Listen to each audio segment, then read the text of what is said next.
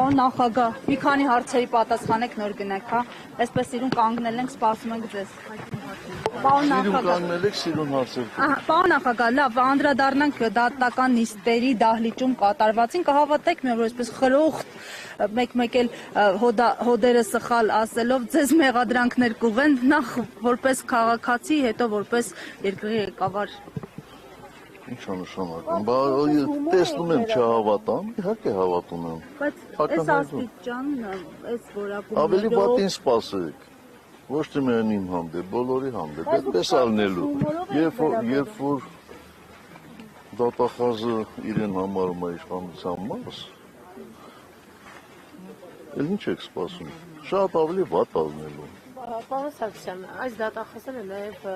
ուրիշներ, երկար տարիներ, որ աշխատել են Քչական մարմինների դատախազությունում, նաև ձեր ժամանակ են աշխատել, ինչպիսի որակ է եղել ձեր ժամանակ դատախազությունում, որովհետև կա նաև այն ժամանակ ես հիշում եմ, որ նաև ձեզ էին մեղադրում դատավորներին թեկուզ պատվերներ տալու, այս քաղաքական բանտարկյալներ ասում էին կա երկրում։ Կարծում եմ դուք ինչ-որ հավասարության նշան եք դնում, փորձում դնել, բայց դա ձեզ չի հաջողում, որովհետև դուք չեք կարող մի օրինակ բերել, որ ինձ ասեին պատվեր տալու մեջ։ Չկա այդպիսի բան, չկար։ Պարոն նախագահ, հունվարի 28-ին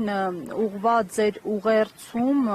հանրությանը եւ հայոց բանակի օրվա առթիվ նշել եք, որ մեր գոյության գրավականը հայոց բանակն է, այսօր այդ գոյության գրավականը փոխում են, բանաձևը փոխում են, ասում են արտաքին միջազգային երաշխավորները պիտի դառնան։ Հիմա այդ երաշխավորը կարող է դառնալ օրինակ թրիփը, ինչին ուզում են հավատացնել մեզ։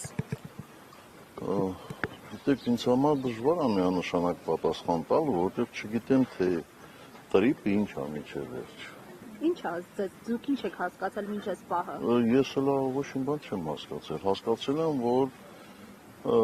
ադրբեջանցիները դրան անվանում են Միջանցք, թուրքերը դրան անվանում են Միջանցք, Հայաստանի հանրության մի մասը անվանում են Միջանցք, իսկ իշխանությունները համարում են անվտանգության երաշխիք, չգիտեմ, կամ երաշխավոր, կամ խաչմերուկ, կամ ինչ-որ բաներ հնարած, բայց ինչպես հայտնի է, իրանց ասածները մի շաբաթ հետո փոխվեն, մի ամիս հետո փոխվեն, երկու ամիս հետո բոլորովին հակառակը կլինի։ Շատ պարզ է, այսինքն իրանց ասածով չեն կարող։ Բայց ռիսկեր տեսնում եք, դուք օրինակ այս թրիփի, ինչպես տեսնում են շատ օրինակ մասնագետներ։ Երբ որ փաստաթուղթը տեսնենք, թե ինչ կարգավիճակ ունի, այն ժամանակ ես կասեմ, ռիսկեր տեսնում եմ, թե չեմ տեսնում։ Լավ, արդեն շատ ծանրացանք այդ բանի վրա։ Ասել, որ խաղաղություն կլինի, բավարար է այդ փաստաթուղթը ասել, որ խաղաղություն կլինի կամ արդեն բերել են խաղաղություն։ Հայկական բանակը չթողեցին, որ խաղաղության երաշխավոր ունի, այդ փաստաթուղթը ինչ խաղաղության երաշխավոր կարող է լինել։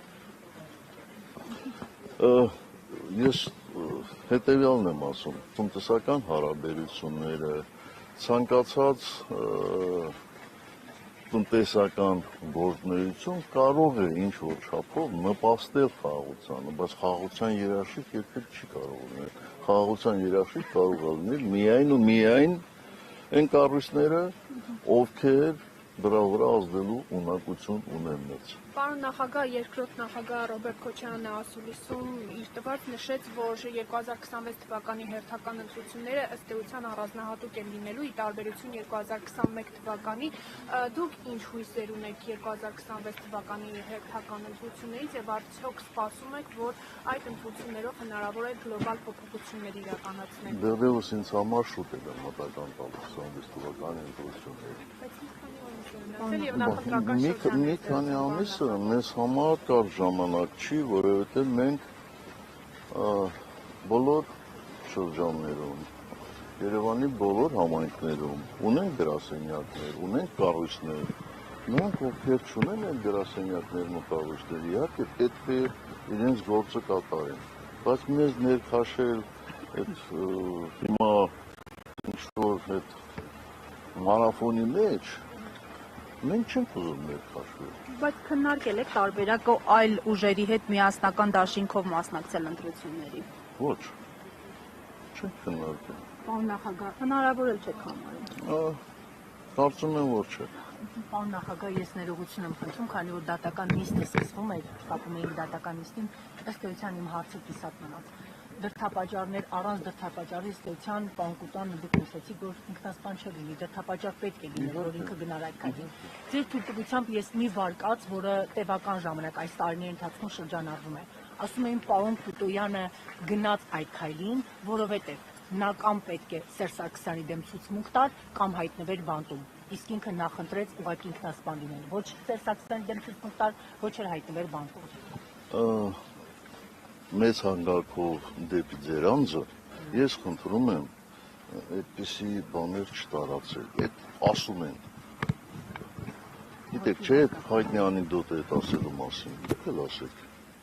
Այդ ով է ասում։ Ով ասում է գալաթ է անում։ Իսկ ինչ ցուցմունք պետք է տար Գյորգի Կոտոյանը Սերժ Սարգսյանի վրա։ Ահա տնօրենն է միգուցե։ Հետո ինչ ալզի տնօրենը։ Հետո Նախագահ եւ Վարկած չի, այդ հերյուրանք է, այդպես բան չէր կարող լինել։ Եվ եկեղեցու շուրջ տեղի ունեցողի վերաբերյալ, պարոն Սարգսյան, տեսնում ենք օղակը շարունակում է սեղմվել, դուք նշել եք, որ սպասում եք նաև կոնկրետ եկեղեցու կողմից, չէ, հորդորի, վեհապարի կոչին եւ այլն, մինչև կոչը հնարավոր չէ համարում որևէ սցենար, միջամտություն, որտեղ տեսնում ենք, որ հայ հավատացյալների շահերին են էլի արդեն դիպչում։ Մենք ինչ միջամտություն պետք է ցուցաբերենք։ Նկատի ունեմ ոչ թե միջամտություն, այլ գոնե հանրային ինչ-որ կոնսենսուս, պաշտպանություն, պաշտպանական մասին է։ Ոչ միայն, բոլոր քաղաքական ուժերի։ Ախր ես ինչի՞ պետք է բոլոր քաղաքական ուժերի անունից խոսեմ։ Ամենամեծ ինստիտուցիոնալ կուսակցության ղեկավարն եք։ Մենք մնում ենք խոնար մեր եկեղեցու հանդեպ եւ ամեն կերպ մնալու ենք հավատարիմ մեր գաղափարներին։ Եկեղեցին կարծում եմ ունի բոլոր հնարավորությունները իր կարծիքը ասելու, տարածելու։ Բացի դրանից ունի բոլոր հնարավորությունները ներքին կանոնակարգով կարգի դրելու այն մարդկանց, ովքեր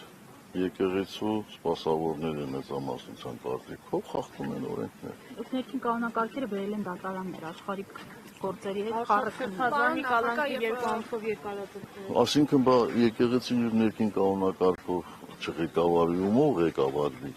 Լավ, հիմա ինչ